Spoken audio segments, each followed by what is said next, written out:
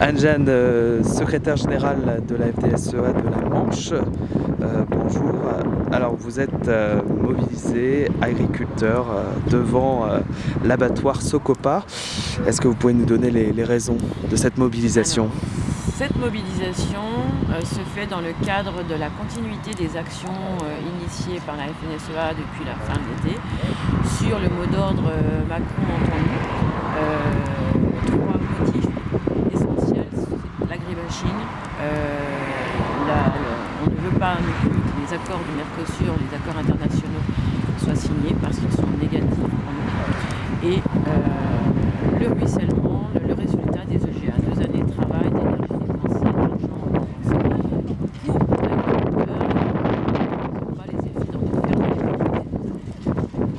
Donc, la mobilisation du 8 octobre sur l'agribashing et le côté positif de l'agriculture au sein de la société française et de son économie. Ensuite, l'action sur les ZNT durant laquelle on a expliqué à quel point nous étions professionnels et un professionnalisme sanctionné par des examens qui stipulaient que cette action stipulait qu'on est professionnel, on sait ce qu'on fait, la France nous a toujours fait confiance, il faut nous faire confiance, il faut arrêter de nous stigmatiser dans les médias.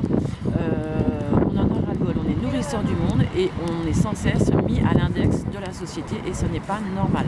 On est le pays le plus reconnu au monde pour la qualité sanitaire et gustative de la production agricole. La sécurité alimentaire, c'est important. On risque de perdre notre autosuffisance, notre suprématie alimentaire et ça, c'est grave. Voilà, c'était l'action du 22 octobre concernant ce mouvement. Et aujourd'hui, le mot d'ordre national est pour le 27. On avait acté un mot d'ordre ici, le 27, blocage de Socopa Bigard, parce que nos collègues montent à Paris, les éleveurs laitiers, avec la contrainte au quotidien de traire le matin et le soir. C'est plus compliqué pour nous de monter jusqu'à Paris. On n'est pas des fermes excessives rémunératrices, on ne peut pas se permettre d'embaucher pour monter comme ça. Ça fait loin. Et en plus, nous, sur ce plan-là, les fermes laitières dans la Manche sont très impactées par M. Bigard, qui a le monopole de l'abattage des bovins de réforme laitier, qui profite du moment aujourd'hui présent où on a besoin de place dans nos bâtiments et donc où on libère un petit peu notre peau, on allège un peu notre peau. Et ce monopole de l'abattage et de la commercialisation qu'il a dans le local fait qu'il ne nous paye pas. Il nous paye nos bêtes 2,50 € au maximum. On a besoin de moins 50-60 centimes de plus par kilo de viande pour valoriser. Parce que sur les étals des supermarchés, ça ne change pas. Chez les bouchers, ça ne change pas. Les prix ne baissent pas, ne sont pas dévalorisés. Il se fait, M.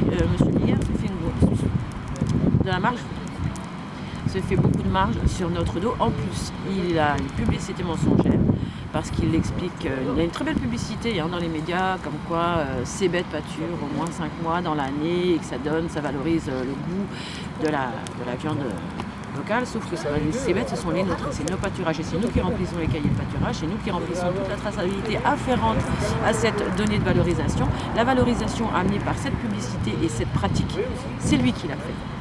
Il la garde dans sa poche et nous on ne l'a pas. C'est pas normal. Donc on dénonce ça aussi aujourd'hui. Et puis pourquoi on a commencé depuis lundi soir, c'est parce que justement lundi nous avions un conseil d'administration et la section laitière a décidé qu'il fallait au moins mettre la pression sur 3 jours pour diminuer sa capacité à abonder les marchés et lui montrer qu'on est présent, on est là.